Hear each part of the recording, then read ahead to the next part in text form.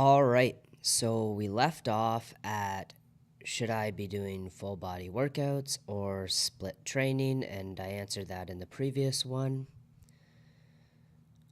saying it doesn't really matter. It's just entirely based upon how you as an individual respond to different training styles, and you ultimately are going to have to find the best training style that your body reacts to. And if your body reacts really good to doing full body workouts, then you probably should do full body workouts instead of doing split training, and vice versa. If your body responds really well to split training, then you probably shouldn't be jumping around to full body workouts. Stuff like that. All right. On to the next. Alrighty. How many calories should I eat to lose weight?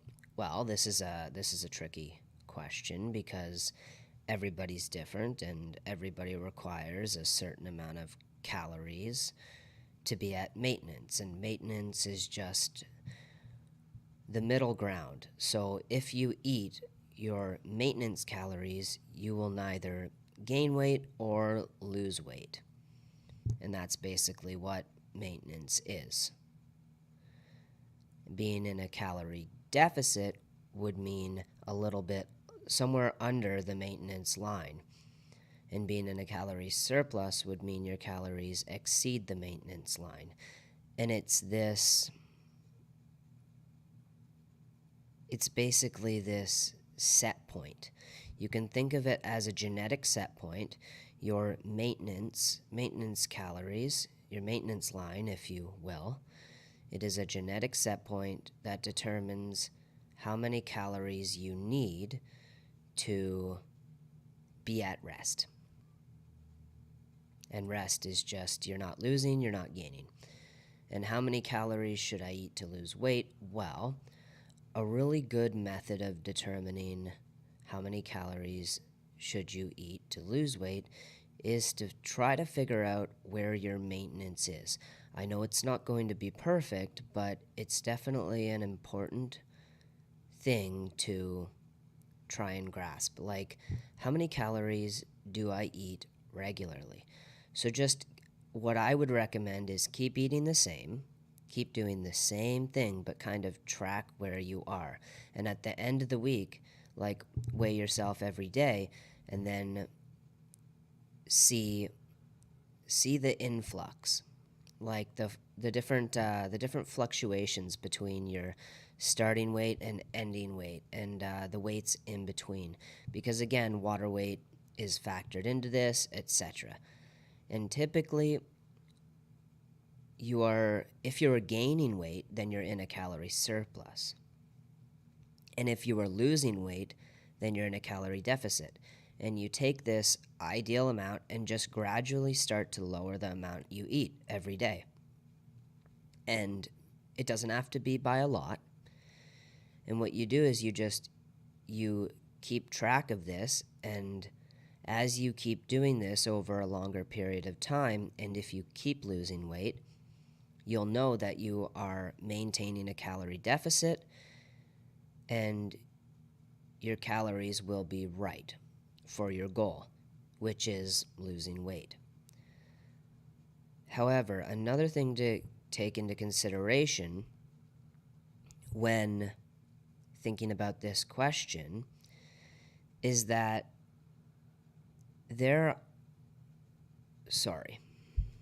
I'm trying to figure out a way to word this in the best way possible.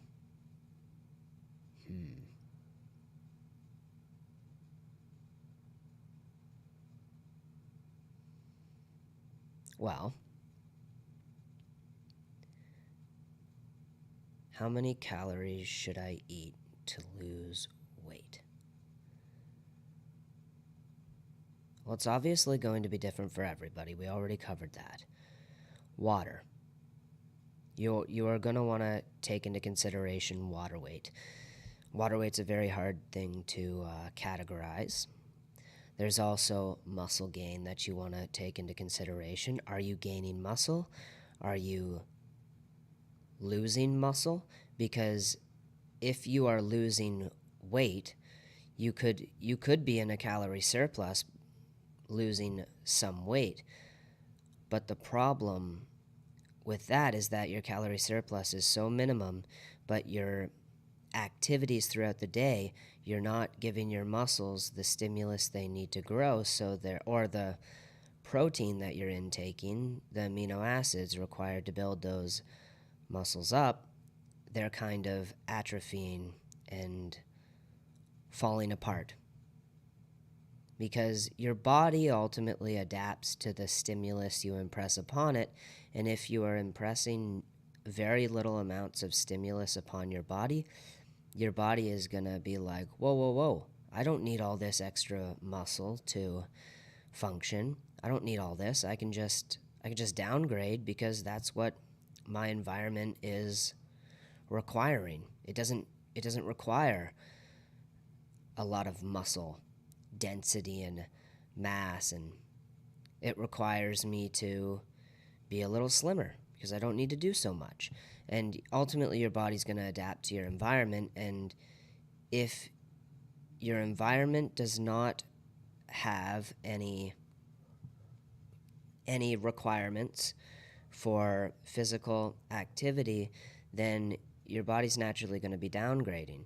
And this is a very important aspect that you want to take into consideration when considering how many calories should you be eating to lose weight, because it's not always the calories that are going to be the biggest factor in this. And I know it's going to boil down to the thermodynamics, calories in, calories out, heat expenditure, energy, stuff like that, entropy and all that. But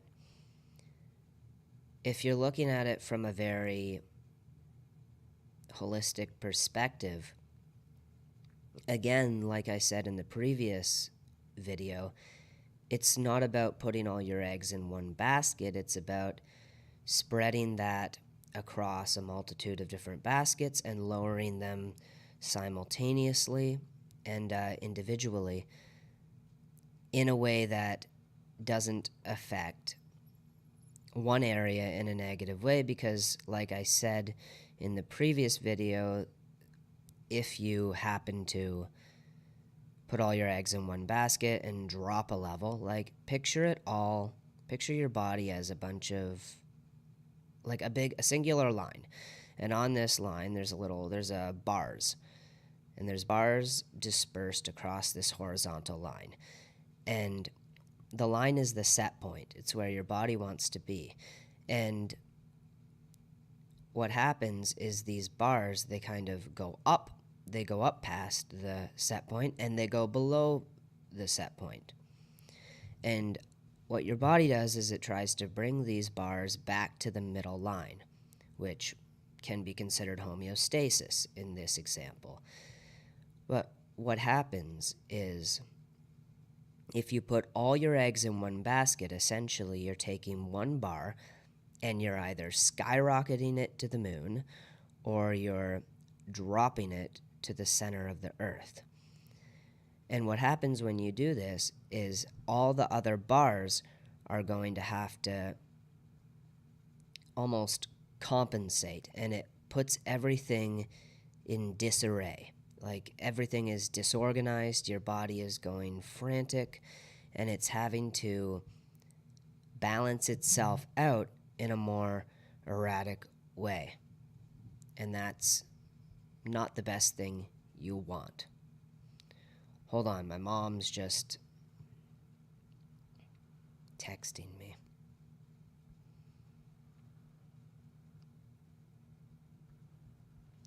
Unfortunately. Yeah. No. It's not unfortunate that my mom's texting me. I love when my mom texts me. She keeps texting me. 1 second.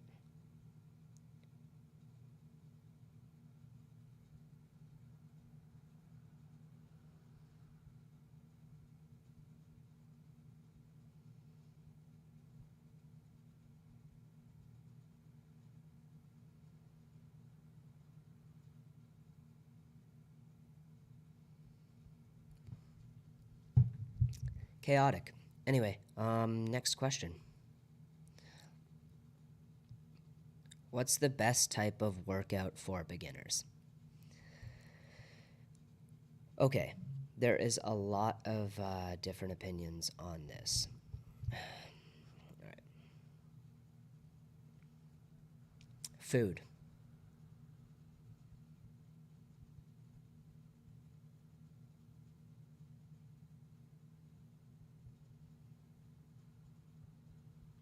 All right.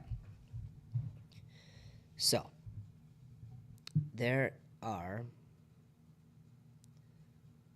What's the best type of workout for beginners? There are a lot of different opinions on this, and it is tricky. My personal perspective is the best type of workout for beginners is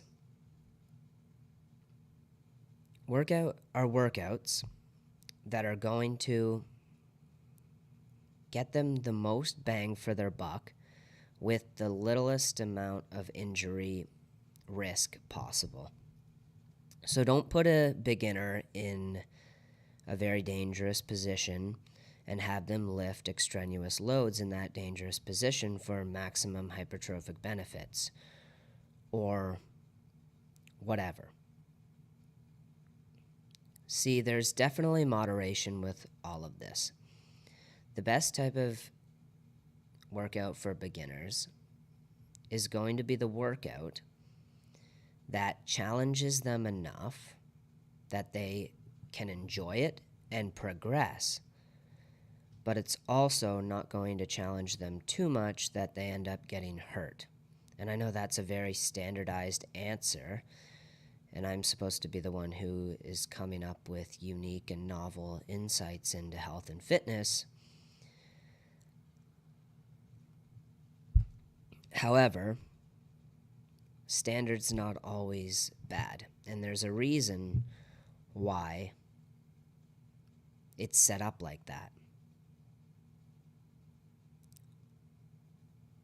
However, if I could give some examples, all right. Personally, it all depends where the person is. What's the stats of the person, the beginner, who's getting into working out? What's their goals? Anything like that. Because if they're 300 pounds and their goal is to lose weight and get into working out, chances are you're not going to put them on a treadmill because that's going to have catastrophic effects to their ligaments, cartilage, everything like that. It's just not a good idea. Also, let's say there's an individual who is very skinny, like on the opposite side of the spectrum. Chances are you're not gonna put them under the bench press and get them to keep pressing up like extraneous amounts of weights for a large duration of time. Like, there is definitely moderation with this. What's the best type of workout for beginners? Ultimately, it's going to be situated around that individual beginner. If I can give a handful of exercises that are a good start for beginners, I would have to say, see, it's really tricky. Walking. Walking is a great workout, especially for people who are not entirely invested in health and fitness and that sort of realm. Also, farmer carries, adding to walking because you can retract your scapula and realign the positioning of your spine by strengthening your posterior chain. Farmer carries are undoubtedly one of the best exercises for anybody, and it's not just beginners, it's also advanced athletes. I personally recommend farmer carries for everyone. All right, another best type of workout for beginners. Let's think. Hanging. Hanging would be a great workout for beginners, obviously depending on their current position, but ideally it is definitely a healthy alternative to some of the standard workouts you see. And also, I would like to talk about having no or very little unilateral exercises, especially for beginners. You want to keep everything involving both sides of the body as much as you can. And never give a beginner a unilateral exercise, because chances are they already have imbalances, and unilateral exercises ultimately just create more imbalances. And that's an important note that I'd like to cover. Bilateral exercises are far better than unilateral exercises when it comes to correction. I know a lot of you professionals and health professionals out there will say, well, doing unilateral exercises can help recorrect certain imbalances. And yes, that is true to an extent. Although, I would argue it's more important that you do bilateral exercises, and instead of falling into the trap, the beginner falling into the trap of compensating, you actively work with them to recorrect their compensatory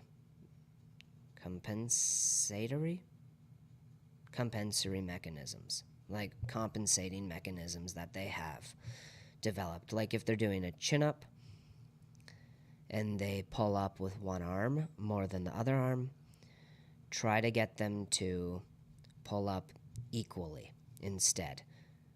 So ultimately, the best types of workouts for beginners are going to be workouts that don't harm them, workouts that are bilateral in nature, workouts that challenge them enough to keep them engaged, workouts that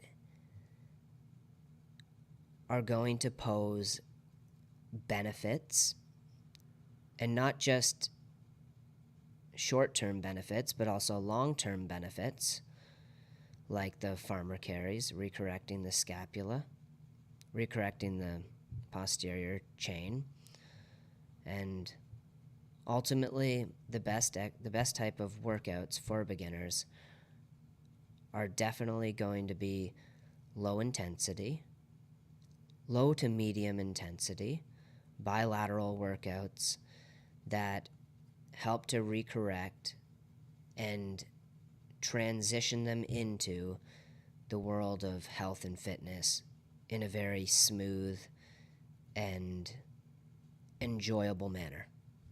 All right.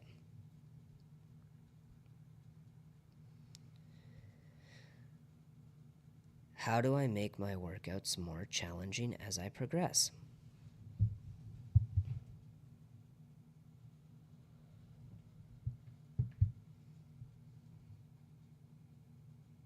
All right. Making workouts more challenging comes down to a large array of factors. These factors are not just individual, but they can also, and what I mean by individual factors, I mean like in the set specific workouts.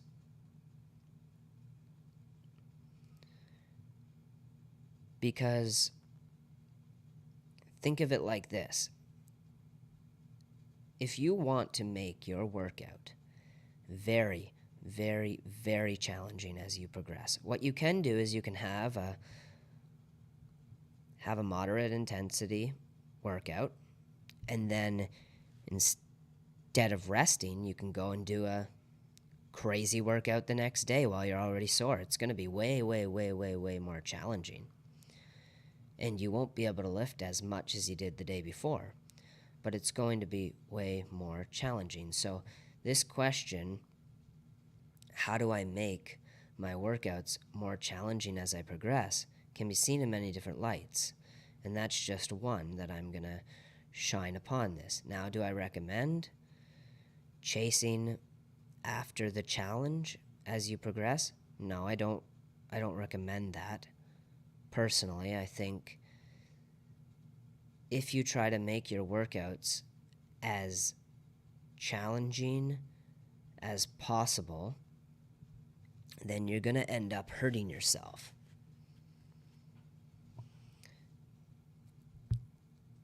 Now, the individual factors I was talking about are the common factors that you normally would hear and find if you do your research. So, time under tension, increase that, which just means you're increasing the amount of time that your muscles are being engaged, which will increase the fatigue sooner. But then again, this may not be the best approach because, and I'll tell you why, increasing time under tension may not be the best approach depending on where you are, because it can definitely lead to unnecessary muscle strains. And ultimately, you're going to have to gauge where you are relative to your goals. If your goals are to lift 200 pounds, let's say, and you're going to pick up 150 pounds for 2 seconds because that's quote unquote challenging for you. But currently you can only lift 125 pounds for, let's say, 5 seconds at max. So to make this more challenging, you decide to put wrist wraps and get a belt and get all this other equipment, and you lift 200 pounds off the ground like it's just, or even 150 pounds off the ground. It's not. A lot of people think that, what I'm trying to say is, a lot of people think that the weight that you use is indicative of how challenging your workouts are. But it's not necessarily that. You don't have to lift heavy weight to get crazy strong. See, what I personally believe that is a wonderful strategy is pre-fatiguing the muscle before you engage it. Not only does pre-fatiguing muscles before you engage them limit the potential injuries that you could be getting through lifting heavier than you may be prepared or ready for, but it also allows you to manage other factors with an ultimately greater safe zone. So basically what happens is you pre-fatigue the muscles, and then you go in and use lighter weights or your regular weight, and you're going to get more bang for your buck with the lighter weight or regular weight than you would if you tried to increase the weight, just because you decided to pre-fatigue the muscle so that you would be getting more hypertrophic benefits from the exercise. And a great example of ways to pre-fatigue the muscle before you engage in the workout is through isometrics. And isometrics are nice because you can go heavier. You can go a lot heavier as well. So, let's give a chin-up for an example. If you wanted to pre-fatigue your muscles while doing a chin-up, let's say you are doing this chin-up. Your goal is to do it with 50 pounds. A chin-up with 50 extra pounds. And you think that, okay, I'm going to go to make it as challenging as possible, you have two options. Sorry, I'm thinking about many things at once right now. I'm thinking about the future, I'm thinking about the past, and I'm trying to articulate this into a sentence that makes sense to you guys. Okay, so on one hand, I'm thinking about the approach that you can use by upping the weight to, let's say, 75 pounds and doing the eccentric or the chin-up, so starting at the top and slowly going down, or starting at the top and trying to hold for as long as physically possible. And that would be an isometric method of pre-fatiguing the muscle so that when you do the chin-ups, you can, let's say, you want to get up to 50 pounds, and you can do a 40-pound chin-up for 3 reps. What you could do is you could start with 75 or 60 and try to hold it at an isometric for as long as you can. And then once you're done that for like 2 times or 3 maybe, if you're that ambitious, what you can do is you can go back, you can drop the weight, and then do regular chin-ups with not 40, but maybe 35 pounds. And it's going to be a lot harder, but you're going to get a lot more bang for your buck if you do, let's say, you end up doing 7 chin-ups with 35 pounds, opposed to your 3 chin-ups with the 40 pounds. That's just an example. And gradually you'll be able to build up to that. And obviously what I said before is another one is lower the weight and pre-fatigue it and then go up. So there are definitely a multitude of different ways to make workouts more challenging.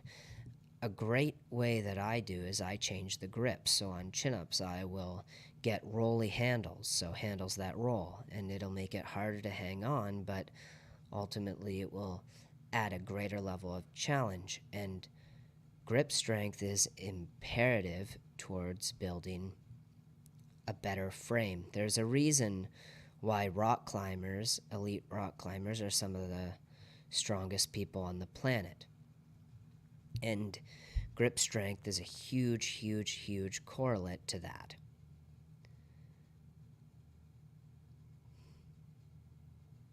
But how do I make my workouts more challenging as I progress? Again, you can either downgrade, increase the number of reps, and gradually go up, like I stated in the previous ones with the push-ups. So if you want to get to 75 push-ups or 50 or whatever, and your max is 25, you can drop it down to 15 and do that 4 times a day, and eventually you'll get up to higher reps. But this isn't about getting more reps. This is about making it more challenging.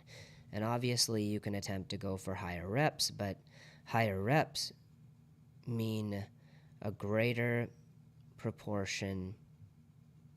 possibility of injury. You can do higher weight. Higher weight also means a greater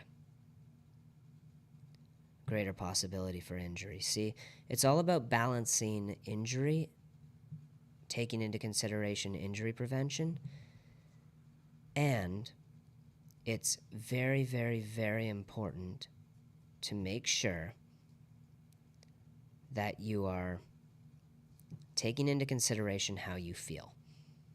It's ultimately going to be how you feel. And if you feel it's challenging, then chances are it is.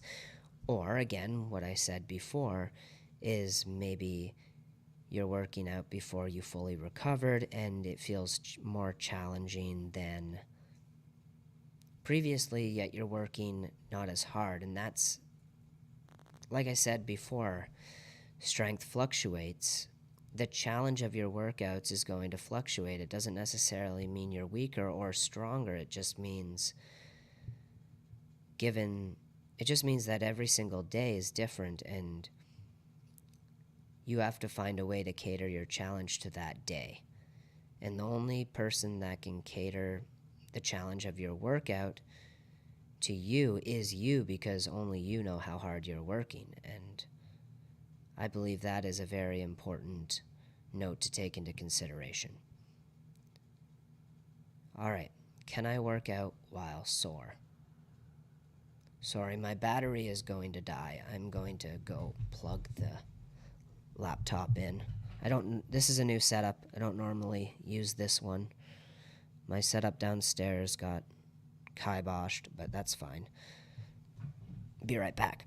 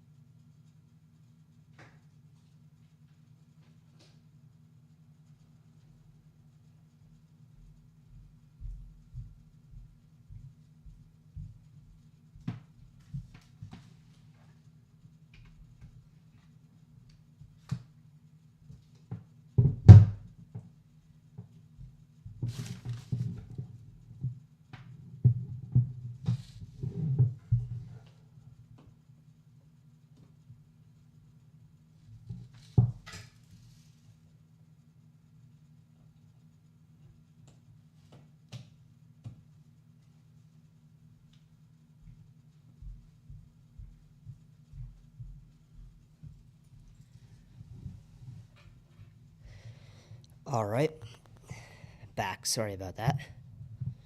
Not sorry.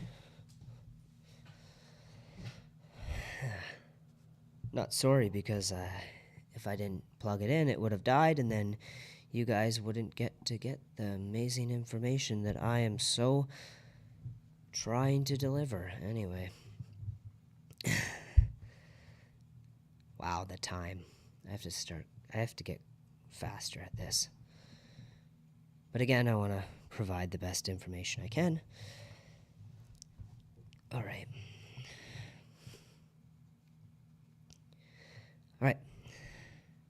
Can I work out well, sir? I've covered it in the previous one. Yes, you can. And it's actually a way to make your exercises more challenging. Just make sure you are not working out at a normal rate. Like if you normally do 25 push-ups and you wake up super sore and you're like, all right, I'm going to do 25 push-ups, I wouldn't recommend it, because it definitely increases the likelihood of you getting injured, and that's ultimately not what you want to have happen. So just be mindful of that. But yes, you can work out while sore. Oh, right. How much sleep do I need to recover from my workouts?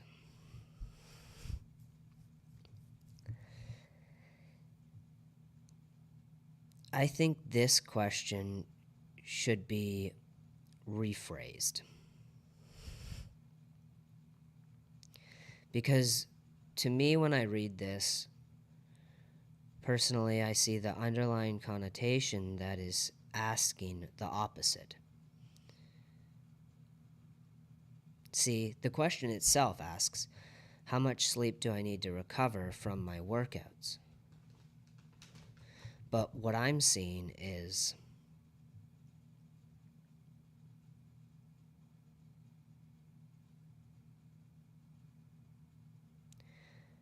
how much can I work out, and how much sleep do I need to continue working out as much as I am? So, how much sleep do I need? So for example, if you want to increase the amount you work out throughout your day, how much sleep do I need to do to balance that? Is what the question's asking, and that's kind of how I'm reading into it. That's how I see it. And all right. Again, the recommended amount is like what, 7 to 8 hours, something like that. Amount of sleep you need.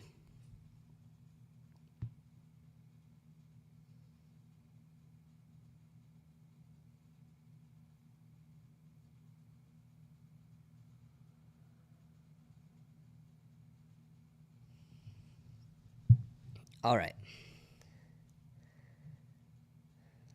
This is a tricky one to answer. I'm really trying to think about how I'm going to answer this to the best of my ability. And it's not that I don't know how to answer it, it's that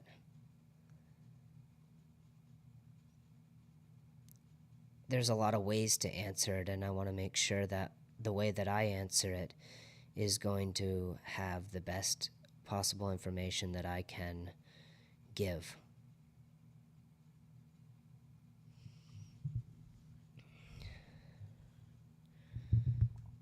All right. So there's two sections. Actually, there's three sections in this. How much sleep do I need to recover from my workouts? Recovery, sleep, and working out. So the question's asking, basically, the underlying connotation is, how do I increase the amount I work out and increase my recovery rate at the same time so I can continue increasing the amount I work out?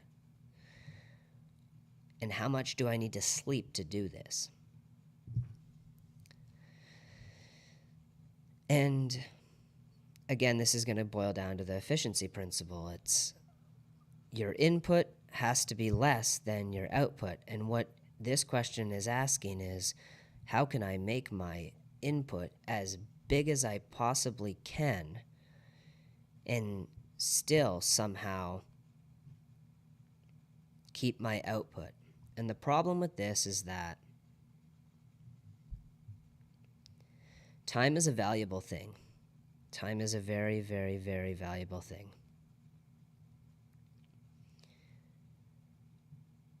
And I personally, every time I have a workout, I like to think back. I like to tell myself, that workout that you just had, you are never getting it back. No matter how much, no matter how badly you want to build a time machine, go back in time, you are never getting that moment back. And it's over and done with. So while I'm working out, I need to find a way to maximize my time so I can look back and say, I don't regret it. And I'm proud of myself that I put my hard work in, and I'm going to benefit from it. I had the right intentions while working out. I had the right intensity. I had the right weight. I was being smart about it. And I realized this workout is not going to hinder me down the line. It's going to benefit me for years to come. And that's ultimately what your workout should be about. It should be about improving yourself, not simply a distraction. See, this also hints on. See, when I look into a question, I see, for this example, I see it's also a means by which you can use to distract yourself. And the more you can work out, the more you distract yourself from life's problems, maybe schoolwork, stuff like that. Because the gym is an escape, you can use the gym as an escape to, perhaps you're harboring some negative feelings about yourself, and by working out, you kind of distract yourself from it, and when you stop working out, those feelings come back because you're not pumping yourself full of happy chemicals like dopamine when you're working out. And if you ask me, I think this question shouldn't be, how much sleep do I need to recover from my workouts? It should be, why am I working out? Do I want to improve myself? Or do I want to... Or am I looking for a distraction? And that's basically what I'm going to ask, is because yes, okay. Sorry. I'm trying to find a way to word this. Because ultimately, you know what you need to do to have more workouts and increase the amount of distractions. You do it all the time. You can scroll on social media for all you care. You can...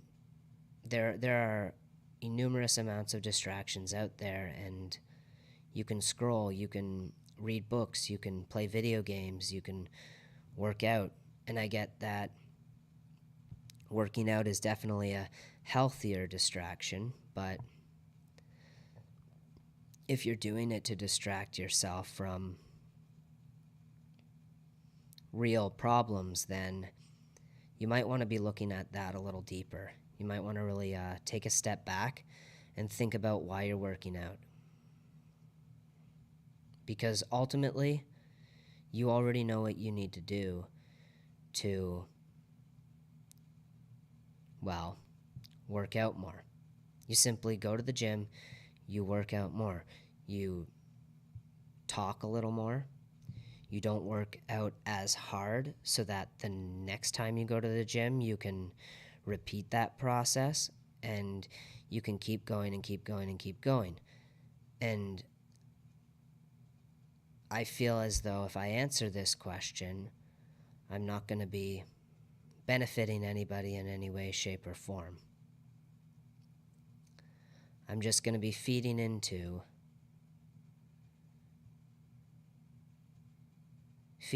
their desire to push everything away, go to the gym, distract themselves, and stay the same without actually ever improving. And I can tell you how. I just told you how. You don't work as hard. You talk more at the gym. You maybe go on your phone while you're on the machines, or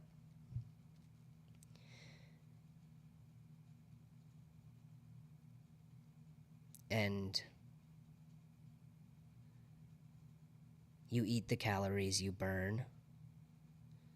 There are definitely a lot of things that you can do to make your workouts useless in that sense. You can increase, and that's why I go back to the efficiency principle, because personally I want to help you guys. I don't want to answer questions that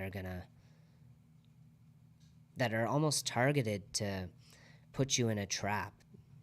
And this trap is that, how much sleep do I need to recover from my workouts? Well, if you're asking that question, then the frame of mind that you're taking to go into working out is skewered. in that sense, and that's just how I see it. That's how I see that question. And you can also see it from the side that how much sleep do I need to recover from my workouts is how much sleep do I need to be as healthy as possible. But then again, that's not the question. The question isn't how much sleep do I need to feel healthy so I can continue working out and get the most out of my workouts. It's how much sleep do I need to recover from my workouts? It's like I'm going to blast myself in the gym to the point where I can't even move, and then I'm going to and then I'm going to look to increase my sleep so I can do it again and not focus on the things that matter. And that's what I don't want. That's what I don't want. I don't want to go into that. I don't want people to get that message from me. I want people to get the good message. And the message is you should think of your workouts, you should think of everything as a way to improve yourself, not to distract yourself from the important things. Because ultimately, the important things in life are important for a reason, and they're going to stay there until you deal with them. And you can either turn a blind eye and have them there when you decide to look back, not knowing how long it will take you to look back, or you can face them in the moment and deal with them in that exact moment and keep growing as an individual. And you can't grow as an individual if you don't tackle problems and obstacles that are set in front of you to allow you to grow. The challenges in life are there for a reason. And it is your responsibility to either take them or leave them. And I don't want to feed into the idea that leaving problems is going to be the best option because it's more comfortable. See, change is never easy. But again, change is worth it depending on the change that you're making. And if you're serious about working out, and if you're serious about getting into shape, and you're serious about all of this, then you have to go in with the right intention. And that is the most important piece of advice I can possibly give. It is all in your intention. If you have the intention the underlying intention to simply go there, distract yourself for a bit, go back and repeat the day and do it the next day, then you're not going to be growing in the way that you want to be growing. You have to actively set goals, you have to actively set intentions, and goals and intentions aren't the same thing. You see, you can have a goal, but you can also have a conflicting intention. You can have the goal to get big biceps, or you can have the goal to get stronger. Let's say you have the goal to run a marathon, but you have the underlying intention that you're never going to do it no matter how hard you try. And each time you go into the gym, you get on the treadmill and you're like, well, I'm going to train for a marathon, but in the back of your head you have this underlying conviction, this idea that you're not worthy enough to actually run a full marathon. For some odd reason, you don't believe in yourself enough to do it, and you don't believe that you can. Maybe you grew up with health issues. Maybe you grew up with asthma. Maybe you have had a knee surgery or something like that, and you feel as though the challenges outweigh your ability to get to your goal.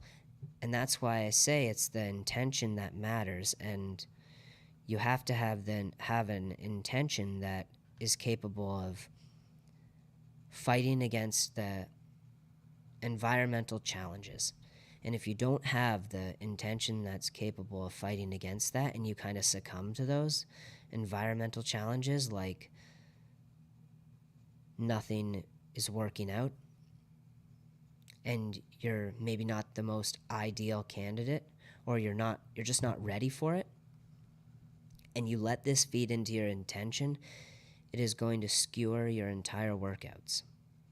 And that is a very, very, very important message I want everybody to hear.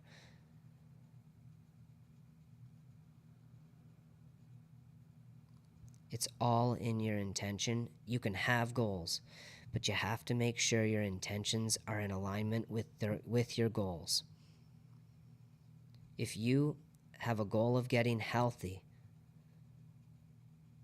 but you have conflicting beliefs about getting healthy, like your family, your dad's dad and your dad's dad's dad were all sick and they were never healthy. They were overweight.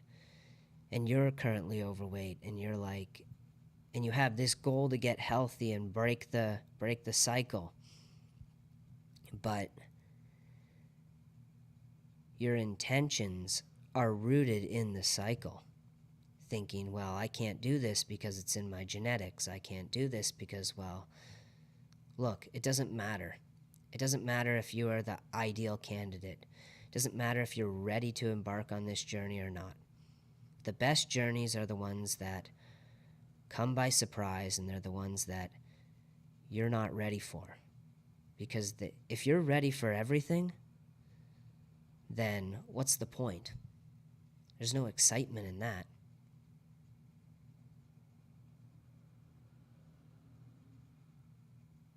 Yeah.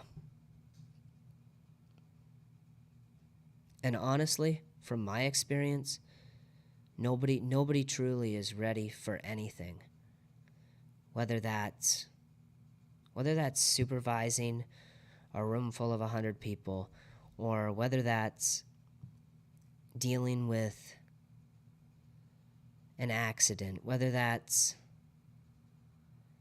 giving somebody a pep talk to make them feel better about themselves when they believe all hope is lost, whether that's getting into a relationship, whether that's embarking on this new adventure, this new journey. What I found is nobody's ready for anything. And what stops most people is that they know that they aren't ready for it, and they don't believe that they can do it, so they just don't.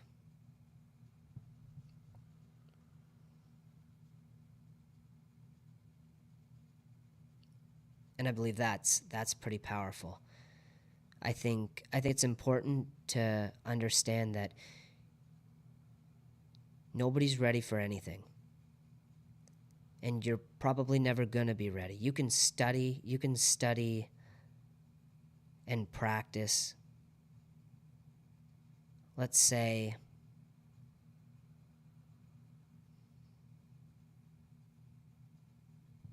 let me think for a sec.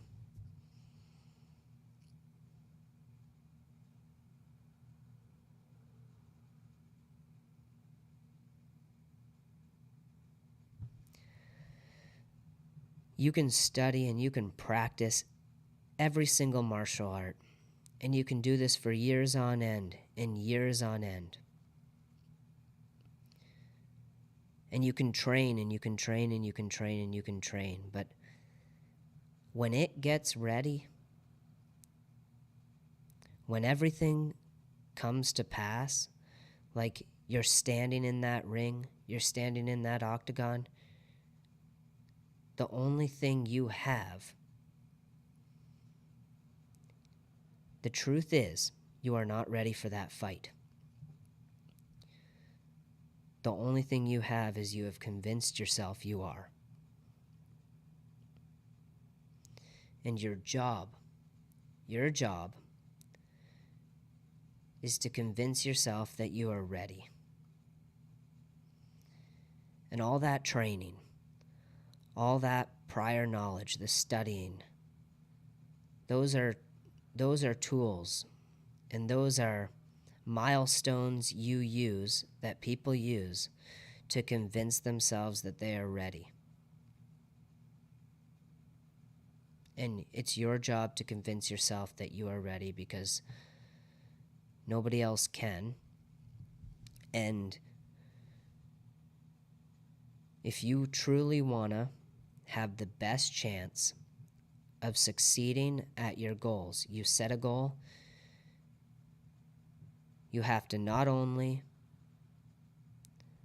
make sure your intentions are in alignment with the goal you've set, but you also have to convince yourself that you are ready for it. And it doesn't mean you're ready for it. And that is the misconstrued. It's very hard to explain in that sense, because as ready as you are, you'll never actually be ready for anything. But you have to convince yourself that you are ready for it, which is in the sense that I am capable of getting fit. I am capable of, despite anything out there that will tell me that I am not capable of being fit. I am whatever, despite any problem out there. You are with one person for the rest of your life, and that person is you. And that is the only person. And that is the only person that you have. And you need to make sure, if you have goals and dreams, that you believe that you can achieve them. Because there is no point in embarking on a journey of personal fitness or any other journey if you don't believe you cannot achieve it or reach the final destination.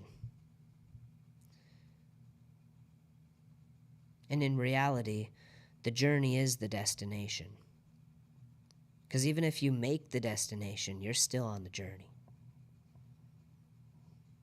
And that's pretty powerful.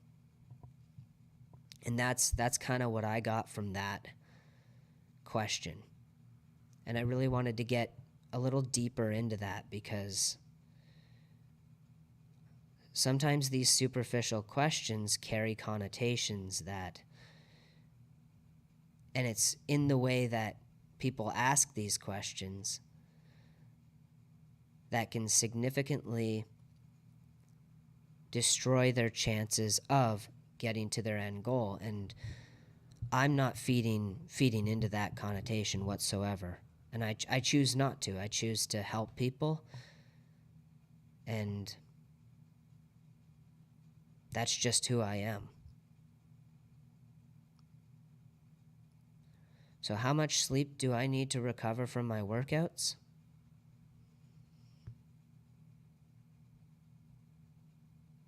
Why don't you focus on, how do I improve my workouts?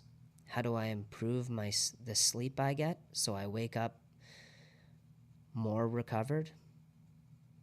It's not a means to an end. Sleep is not a means to working out. Nutrition isn't a means to working out. It all works together. It's not a means to an end. It all works together to improve you and make your journey better. And that's the priorities that I personally believe should be talked about more. Anyways, this has been episode 4 of this series. I know I said I would do 10 questions each episode, but this one kind of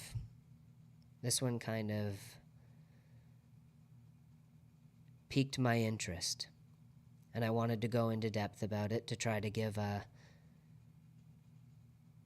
insightful observation on it and the underlying principles that go into asking this question, and how it's important to be aware of certain questions may indicate certain states of mind, and how these states of mind can negatively affect your positioning and your goals and the probability of you actually reaching those goals. And that's what I wanted to talk about when I got into that, and I know it took up a lot of time, and I know your time is valuable. So I appreciate everybody for watching this. I hope you like and subscribe. If you enjoyed this, if you enjoy my messages, then be sure to send this playlist to anybody that may have specialty knowledge in the fields that I talk about, specifically health and fitness right now. But see, I'm a very interdisciplinary thinker in that way. I take a lot of different topics, and they're always being flipped around in my head, and I'm always trying to look deeper into things and try to provide the most amount of value I can through extrapolating off of myriads of information and compiling it into a singular source, but at the same time trying to highlight underlying principles that can help you guys in your fitness journey.